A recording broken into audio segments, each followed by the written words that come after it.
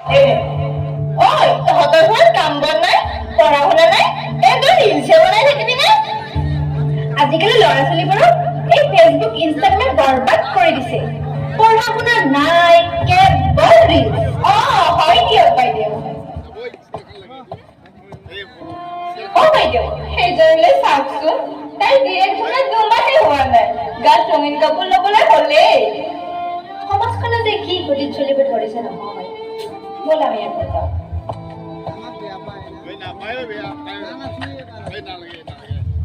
আৰে জানাবে এজনী কি ধুনীয়া লাগিছে বে বেচেৰিজনীলে বেয়াই লাগে পাই অকালতে বিধৱা সাজ কিনিব লাগে বাইদেউ আহলে গম চাব বিধৱা হ'ব পাৰো কিন্তু চৰিত্ৰহীনা নহয়। তহঁতৰ দৰে পাখণ্ডবোৰৰ কথা মোৰ ভালদৰে জনা আছে। তই তাৰ পাইছ তই মোক চিনি পোৱা নাই? এজনী বিধৱা দেৱতাৰ গাত হাত তুলিব তোৰ লাজ লগা না?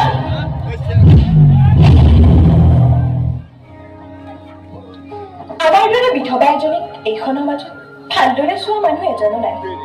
ইমানেই দুৰ্ভগীয়ানে আমি বিধৱাবোৰ। আচলতে আপোন মানুহজন নোহোৱা হৈ যোৱাৰ পিছত এই ৰঙীন পৃথিৱীখনত আমি বিধৱাবোৰ মূল্যহীন হৈ পৰো। তুমি অকলশৰীয়া নহয়, মই তোমাক নিজৰ কৰি ল'ব বিচাৰো। এয়া আপুনি কি কৈছে? এয়া অসম্ভৱ। মই এগৰাকী বিধৱা। আমি আৰু আমাৰ সমাজ সলনি হ'ব। বিধৱা মানে বগা হাতটো নহয়।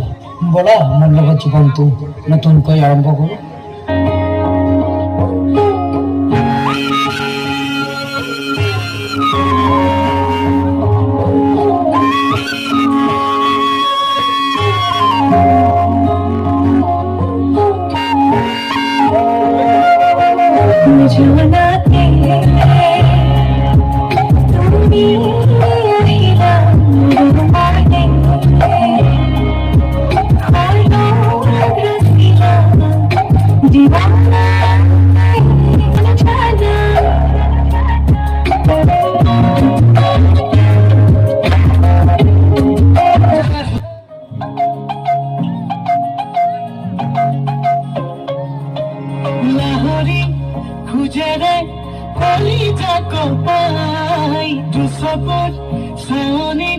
মন ভৰি যায়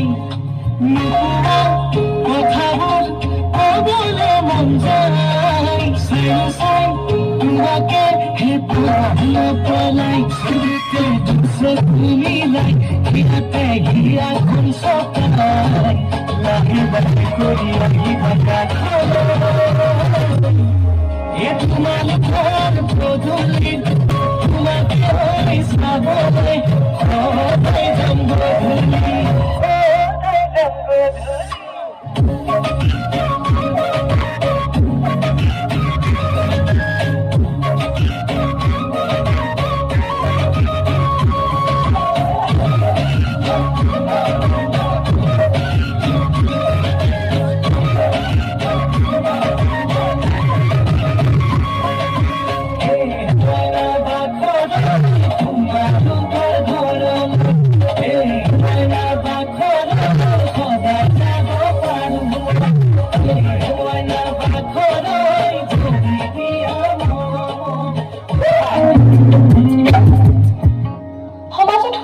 জীয়াই থকাৰ অধিকাৰ সকলোৰে আছে।